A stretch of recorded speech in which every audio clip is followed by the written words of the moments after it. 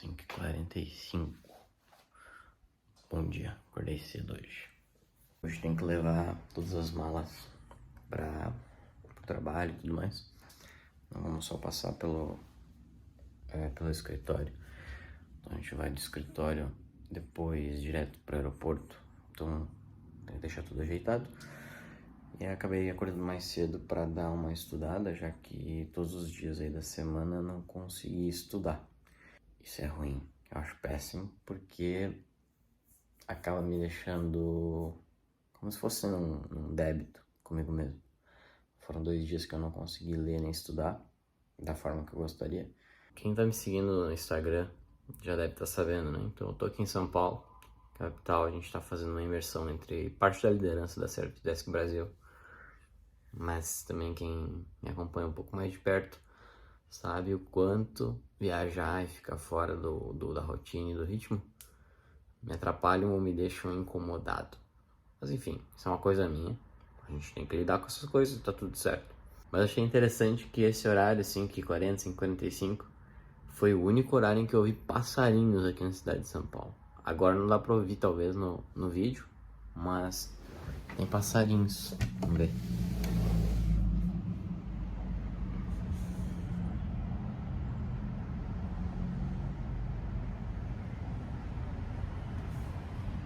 Não sei se pegou no vídeo, mas dá pra ouvir passarinhos.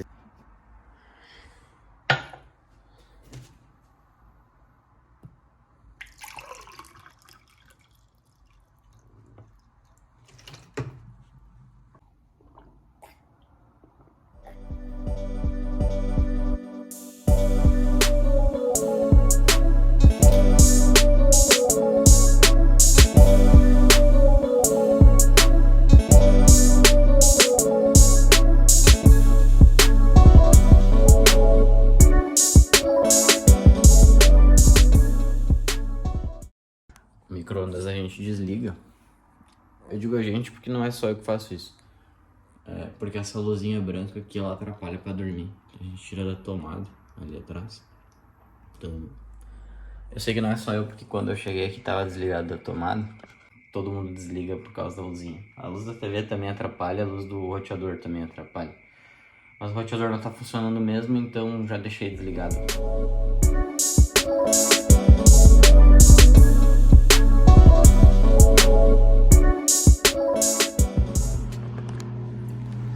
Essa pia aqui me lembra a casa da minha avó, que a gente tinha filtro. Eu sei que é uma coisa comum ter filtro, não em todos os lugares. Lá em casa, lá em igrejinha, não é tão comum a gente ver filtros assim. Então, me lembra a casa da minha avó. Não tem café expresso aqui. Deve ter no escritório, depois não tenho certeza. Mas a gente tá nesse cara aqui. Cafezinho solúvel.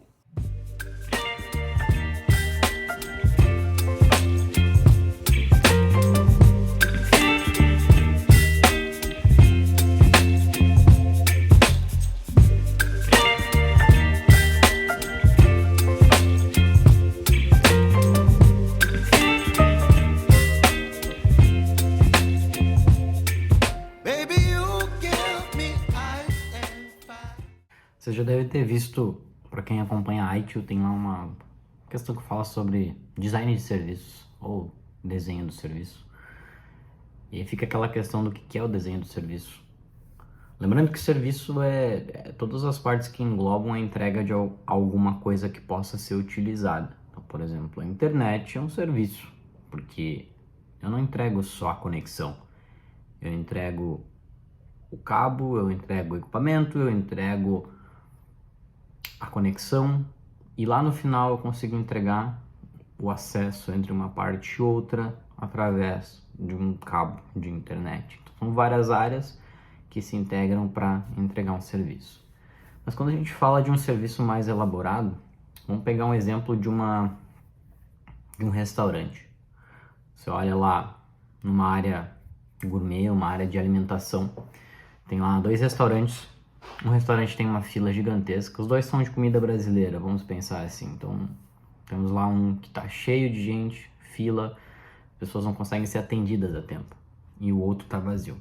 E aí tu fica te perguntando, Pô, mas qual é a diferença entre um e outro? Por que que um tá cheio? Por que que o outro tá vazio? Vai me dizer, é preço? Porque é experiência. Porque fulano entrega melhor. Porque fulano entrega uma bolachinha junto com o café. Ou porque os garçons e garçonetes têm um atendimento diferenciado, te chamam pelo nome. Podem ser diversos motivos, mas todos eles se encaixam dentro de uma ideia de que o desenho do serviço foi feito anteriormente. Ou seja, todas as partes que englobam cada etapa, cada ponto de contato entre a empresa e o cliente, cada um desses pontos, o cuidado que é dado para cada um desses pontos do atendimento do cliente e qual é a experiência que a empresa espera do cliente em cada uma dessas etapas é que é o desenho do serviço. Não adianta, por exemplo, que a recepcionista atenda e chame pelo nome e que o garçom não chame, se todos eles devem chamar pelo nome. Ou não adianta a recepcionista chegar e dizer assim, não, vocês podem entrar aqui, tem uma mesa que tem uma janela muito bacana, vocês podem sentar lá. E aí o garçom vem e coloca as pessoas ao lado do banheiro. Então a experiência foi uma promessa no início e de fato o que foi recebido no final não foi aquilo que foi combinado. Ou então, digamos que a recepcionista diga que como eles estão em 5 pessoas, eles vão ter um desconto. Quando chega lá no caixa, não, mas não tem desconto nenhum. Se o primeiro ponto de contato falar uma coisa e o último ponto de contato ou algum ponto de contato no meio do caminho falar outra, a gente acaba se sentindo meio mal em relação àquilo. E sim, a gente pode pensar no desenho do serviço não só quando o serviço inicia, mas desde o início, desde a comunicação de como é vendido aquele serviço, como aquele serviço se interage com as outras áreas, como que aquela equipe vai conseguir te entregar. E quando a gente traz isso para a área de TI, é o que a gente chama lá do nosso catálogo de serviço e o desenho do serviço.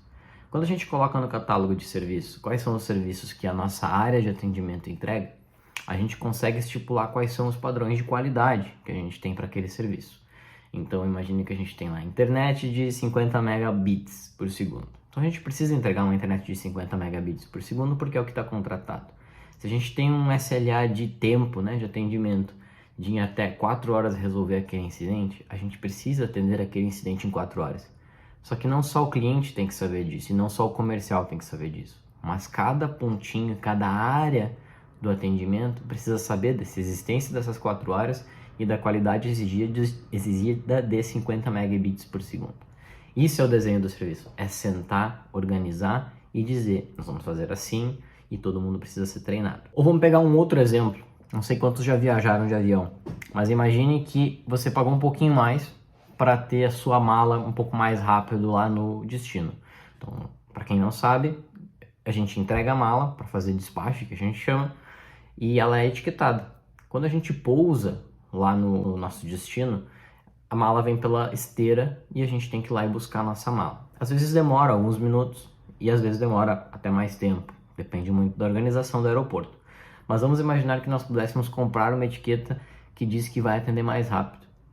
Só que não adianta eu pagar lá 5, 10% a mais na passagem para ter a minha mala mais rápido lá no final, se lá no aeroporto que eu chegar, a equipe de lá não souber da existência dessa negociação e simplesmente não me entregar essa mala com mais velocidade. Porque no início eu vou criar uma expectativa de, nossa, eu sou especial, eu paguei um pouco mais, eu vou conseguir sair mais rápido do aeroporto, pegar um táxi e ir rápido para o meu hotel. Mas se eu chegar lá e a minha mala for entregue junto com a dos demais, eu não sou uma pessoa especial. Isso tem que ficar muito claro, eu não sou especial, mas eu paguei a mais pelo serviço. E se eu não receber aquele a mais pelo serviço, o desenho do serviço não foi bem feito. Então, nesse caso, é muito melhor que a expectativa nem seja criada. Então, a empresa é melhor que ela nem crie essa demanda, já que ela não vai conseguir atender essa demanda porque o desenho do serviço não foi bem feito. Em 7 passos, a gente poderia definir o desenho do serviço da seguinte maneira. Uma empresa procura uma reconstrução do seu serviço. Por quê? Porque ela detectou um problema. Vamos imaginar que ela queira reter clientes, ou que ela queira aumentar a sua base de clientes. Ou vamos imaginar que, vamos pegar esse mesmo exemplo aí, ela quer reter clientes. O que ela vai fazer?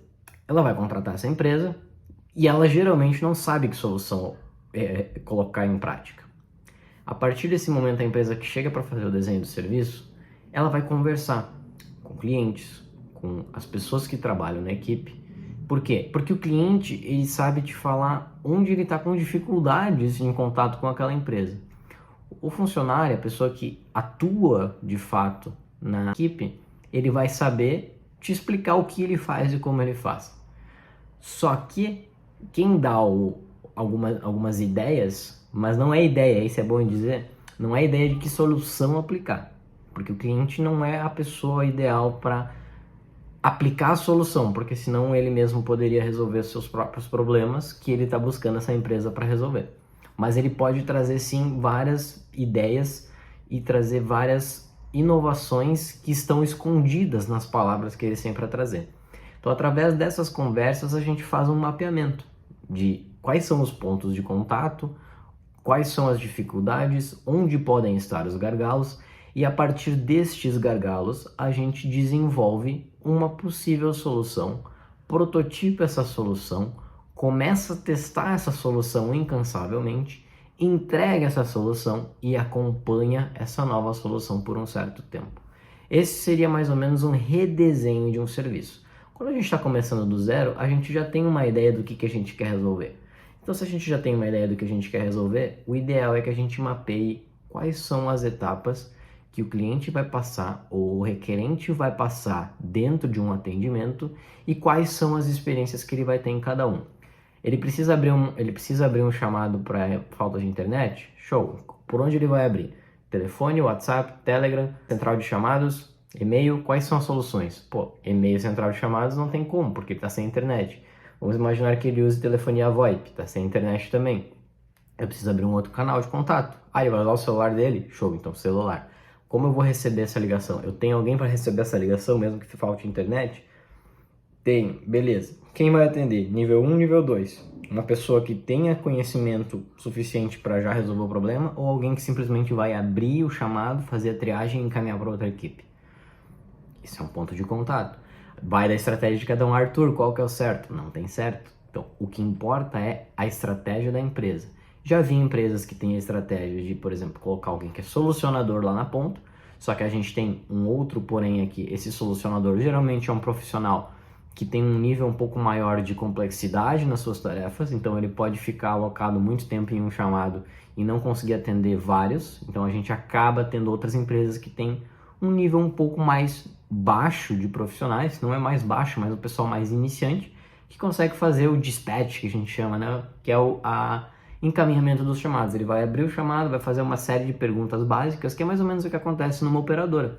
Então a operadora vai lá fazer algumas perguntas para ti, vai pedir para tu desligar, ligar, mexer e tal, e ele vai passar para uma outra equipe caso ele não consiga resolver aquele problema dentro daquelas perguntas que ele tinha para fazer. A partir do momento que ele vai para uma próxima equipe, essa próxima equipe também vai ter que fazer um contato com o cliente, ou não, aí depende, se vocês querem que essa equipe seja uma atendedora interna da central de serviços e não atenda o cliente final, mas ela poderia fazer um contato com o cliente. Oi, tudo bem? Recebi seu atendimento. E aqui é um ponto importante que não acontece nas operadoras.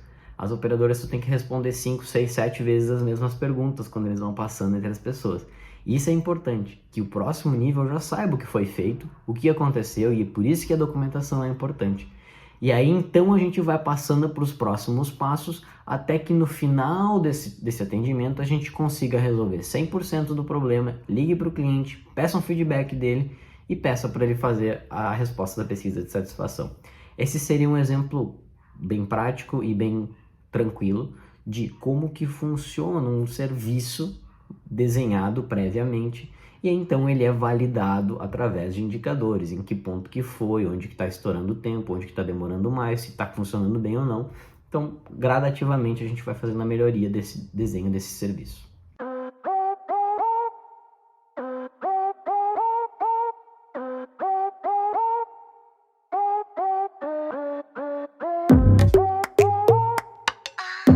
Président.